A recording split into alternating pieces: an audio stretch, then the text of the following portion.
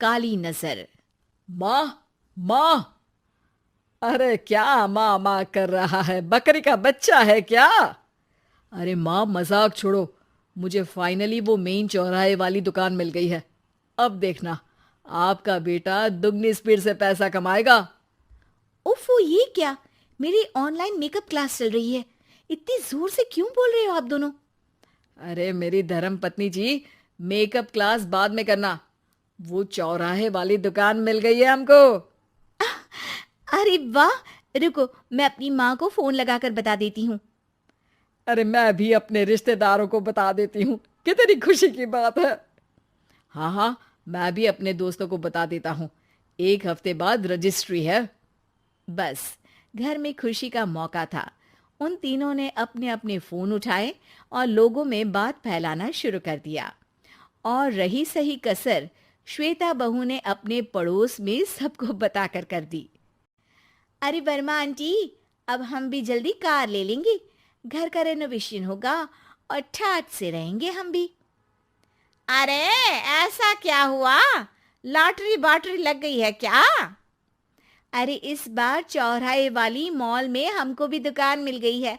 दुकान नंबर 21, जो एकदम चौराहे पर है।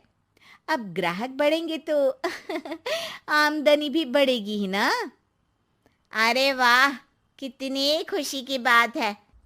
मैं बहुत खुश हूँ तुम्हें इतना खुश देख के। बाकी एक बात कहूँ, सबको मत बताते फिरना। किसी की नजर लग जाएगी तो खुशी की खबर वापस लौट जाएगी। हैं? ऐसे थोड़ी ना होता है। अब डरा रही हो। अरे सही कह रही हूँ। काली नजर कहते हैं इस चीज को, जब आप किसी को कुछ बताओ और वो काम बिगड़ जाए। अरे लेकिन मैं तो। तुमने सबको बता दिया ना? हाँ, फोन लगा लगा के।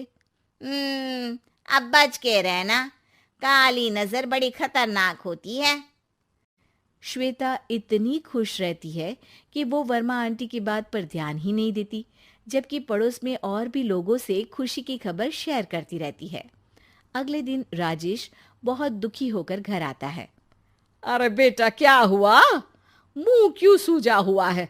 मधुमक्खी ने काट लिया क्या?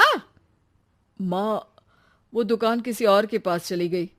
किसी ने ज्यादा भाव लगा दिया।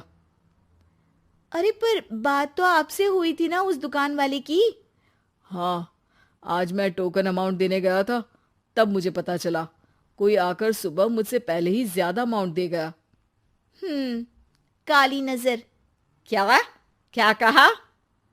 वर्मा आंटी ने समझाया था कि किसी को बताना मत, वरना काली नजर लग जाएगी। अच्छा, तुम्हें उनकी बात मान लेनी चाहिए थी। उनकी बात मान लेती, लेकिन उसके पहले ही सबको बता चुके थे ना हम तीनों। अरे अगली बार से ध्यान रखेंगे। कोई भी नई चीज होगी तो किसी को नहीं बताएंगे। तीनों कुछ दिन ऐसे ही रहते हैं, पर एक दिन श्वेता को एक मेल आता है। राजेश, मेरा ऑनलाइन मेकअप कोर्स कंप्लीट हो गया। अब मैं खुद का पार्लर खोल सकती हूँ। अरे वाह, अपने मोहल्ले में ही खोलते हैं। ये जो घर के सामने दुकान है ना, वहीं। हाँ, यहाँ सस्ती भी मिल जाएगी। अगले दिन श्वेता वर्मा आंटी के पास जाती है, मिठाई का डब्बा लेकर। अरे आओ आओ, कैसे आना हुआ? जोर से नहीं बोलूंगी। वो सामने वाली दुकान है ना, वहां मैं अपनी पार्लर की दुकान खोलने वाली हूँ। उसकी मिठाई है। अरे वाह, बहुत बधाई हो तुमको।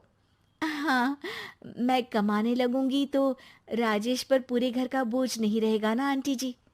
ये तो है। पर ये बता कि तूने ये बात किसी और को तो नहीं बताई ना? अरे नहीं नहीं, पिछली बार गलती कर दी थी।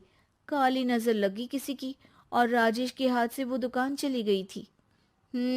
सबको मत बताना। चलो मैं चलती हूँ, कल दुकान की बात करने भी तो जाना है। अगले दिन श्वेता दुकान के लिए मालिक से बात करने जाती है। अरे लेकिन दुकान तो हम कल रात को ही किसी को दे चुके हैं। कल ही? हाँ, कल ही। 2 दिन बाद कोई यहाँ पार्लर भी खोल लेगा। अब कहीं और दुकान देख लीजिए। अरे पर हमको भी तो पार्लर ही खोलना था। हाँ भाई, ये एक ही दुकान है, आधी आधी तो नहीं दे सकता ना मैं। राजेश और श्वेता घर पर हताश होकर आ जाते हैं। इस बार तो किसी को बताया भी नहीं था, अब किसकी काली नजर लग सकती है। सुनो, तुमने माँ को बताया था क्या? अरे कैसी बात कर रही हो, माँ की नजर थोड़ी ना लगेगी। पक्का तुमने किसी को नहीं बताया था ना? सिर्फ वर्मा आंटी को बताया था, उन्होंने ही मुझे किसी को नहीं बताने को कहा। अरे यार, तुम भी सही हो। मेरी माँ को नहीं बताने को कह रही हो, पर वर्मा आंटी को बताना तुम्हें जरूरी लगा। अरे वर्मा आंटी ने ही तो काली नजर के बारे में बताया था ना, वो हमेशा हमारा भला ही तो चाहती है। मेरी माँ भी हमारा भला ही चाहती है। अरे पर चिल्ला क्यों रहे हो? बात नहीं कर सकते क्या आराम से? नहीं आता वो आराम से बात करना, और करना भी नहीं चाहता हूं मैं। दुकान जाने का दुख गुस्से में बदल गया था और राजेश और श्वेता में बात बंद हो गई थी। 2 दिन बाद मोहल्ले में पार्लर का इनॉग्रेशन हुआ, जिसमें मोहल्ले के सभी लोगों को बुलाया गया, पर श्वेता, राजेश और माँ नहीं जाते। माँ, अंदर आ जाओ, क्या देख रही हो? अरे नया पार्लर देख रही हूं अपने आंगन से। देखो, माँ को दूसरे का सुख देखने में कितना मजा आ रहा है, मेरा दुख नहीं दिख रहा इन्हें। यहाँ मेरा पार्लर भी तो हो सकता था। अरे चुप रहो यार, हर बात में लड़ाई क्यों ढूंढ रही हो? राजेश और श्वेता फिर बहस करने लगते थे। तभी माँ ने दोनों को बाहर बुलाया। अरे जरा देखो तो, दुकान चलाने वाले का बोर्ड पर नाम क्या लिखा है? श्रुति वर्मा। गाड़ी निकाले बेटा, हमें कहीं जाना है। काली नजर का इलाज कराने? राजेश अपनी बाइक निकालता है। तीनों ट्रिपलिंग कर रहे हैं। माँ राजेश को उस मॉल वाली दुकान पर लेकर जाती है जहां राजेश अपनी दुकान खोलने वाला था। यही दुकान लेना चाहता था ना तू? हाँ, पर इनको भी दुखी करने लेकर आई हो क्या यहाँ पर दुकान दिखाकर? वहां काफी नहीं था? अरे श्वेता, थोड़ा सब्र रख, अभी पता चलेगा कि हम यहाँ क्यों आए हैं। बता, इस दुकान चलाने वाले का नाम क्या है? अनुपम वर्मा। कुछ समझ में आया? वो दुकान वाली श्रुति वर्मा, ये दुकान वाला अनुपम वर्मा, और हमारे पड़ोस में हमने उस दुकानों के बारे में बताया किसको था? अब वर्मा आंटी को। मतलब वर्मा आंटी ही हमारा काम बिगाड़ रही है? नहीं नहीं, ऐसा नहीं हो सकता, ये बस इत्तेफाक है। राजेश अपना फोन निकालता है और श्रुति वर्मा और अनुपम वर्मा के नाम फेसबुक पर सर्च करता है, जहां ये दोनों ही वर्मा आंटी के रिश्तेदार होते हैं। श्वेता को समझ में आ जाता है कि वर्मा आंटी की ही नजर खाली नजर है। अब क्या करना है? कोई भी खुशी की खबर हो तो काली नजर से बचना है, यानी वर्मा आंटी से बचना है। अरे पर मुझे ये समझ में नहीं आया कि वो हमारे साथ ऐसा क्यों करेंगी। अरे बेटा, एक सीख है, दूर के आदमी को आपकी तरक्की से कम परेशानी होगी, पड़ोसी को ज्यादा। दोनों माँ की बात में हामी भरते हैं और अगला काम चुपचाप करने की कसम खाते हैं, ताकि आगे से वर्मा आंटी कोई काम ना बिगाड़ सके।